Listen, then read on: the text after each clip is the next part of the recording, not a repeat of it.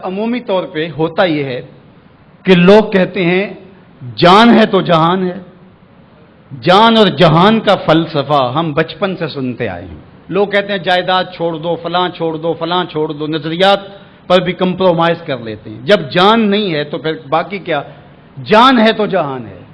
اس فلسفے کو حسین ابن علی نے بدل کے رکھ دیا کہ جان ہے تو جہان ہے.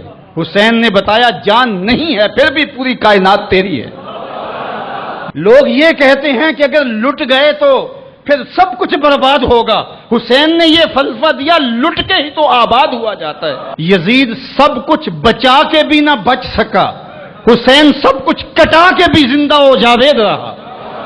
یہ فلسفہ دیا سب کچھ کٹ جائے، سر نیزے کی نوک پہ بھی چڑھ جائے، خاندان کی لاشیں بکھری پڑی ہوں اور گھوڑوں کی ٹاپوں تلے روندی جائیں، کفن بھی کھینچ لیے جائیں، خیموں کو بھی آگ لگا دی جائے، لیکن سر شہیداں پھر بھی نیزوں پہ بلند ہی رہے گا، اونچا ہی رہے گا. یہ فلسفہ حسین ابن علی نے دیا.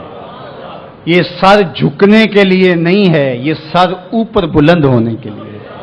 اور میں ایک بات کہا کرتا ہوں، لوگ سر بچانے کے لیے ہاتھ دے دیتے ہیں، ظالم کے ہاتھوں میں ہاتھ دے دیتے ہیں کہ سر بچ جائے.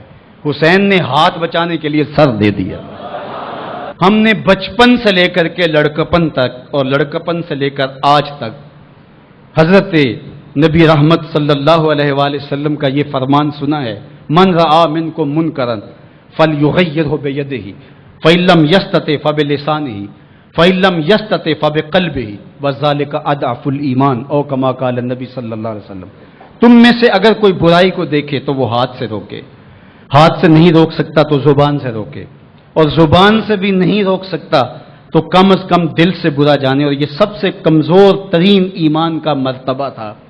جو لوگ کہتے ہیں امام حسین کربلا میں کیوں گئے، میں انہیں کہتا ہوں امام حسین حضور کی گود کے پالے ہوئے تھے، کمزور ایمان والے نہیں تھے کہ دل میں ہی کڑتے رہتے اور ظلم کو اور جبر کو اور زیادتی کو اور ناانصافی کو ہاتھ اور زبان سے نہ روکتے. حضرت امام حسین کے خطبے دیکھ لیجئے، قدم قدم پہ خطبے دیے. محمد بن حنفیہ کے نام جو آپ نے وصیت نامہ لکھا تھا، آپ نے فرمایا انی لم اخرج عاشرا ولا بطرا ولا مفسدا ولا ظالما.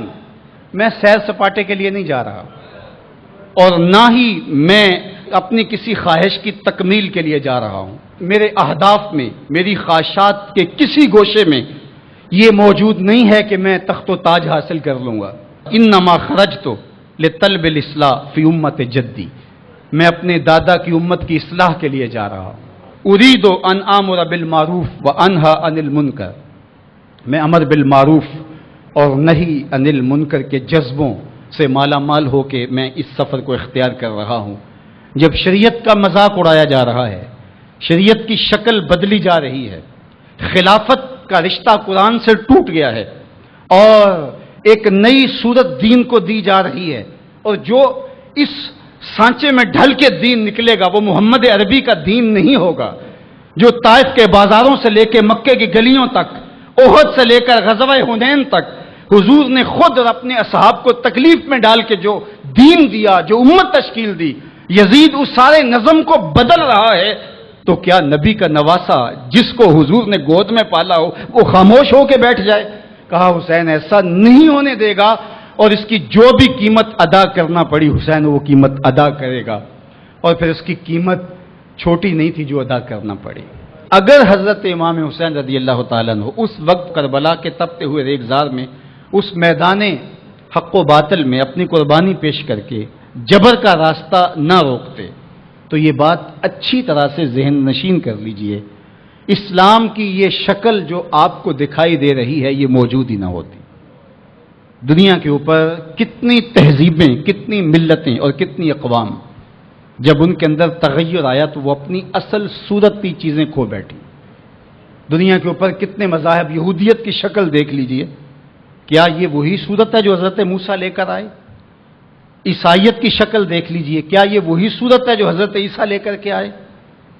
ابھی کچھ دن ہی نہیں گزرے تھے تو حواریوں کے بعد جو ہوا اور جس طرح سے دین عیسیٰ کا حلیہ بگاڑ کے رکھ دیا گیا، جس طرح موسوی دین کی شکل تبدیل کر کے رکھ دی گئی، تو کیا دین محمدی کی شکل باقی رہ جاتی؟ جب یوں دین کی صورت اور شکل کو بدلنے والے میدان میں آپ موجود ہوئے تھے، لیکن باقی ادیان، باقی تہذیبیں، باقی ملل، باقی قومیں، ان کی شکل اس لیے تبدیل ہو گئی کہ اس شکل کو بچانے والا کوئی حسین وہاں نہیں تھا، اور یہاں اس دین کی اصل صورت اور شکل اس لیے موجود رہی کہ اس دین کو بچانے والا حسین ابن علی موجود تھا۔ مسٹر گوکھلے نے کہا تھا کہ اگر حسین ابن علی رضی اللہ تعالی عنہ نہ کھڑے ہوتے تو اسلام یا تو مٹ ہی جاتا، اور اگر موجود رہتا تو اس کی وہ شکل نہ ہوتی جو محمد بن عبداللہ لے کر آئے تھے، اس کی شکل وہ ہوتی جو یزید پیش کر کے جاتا۔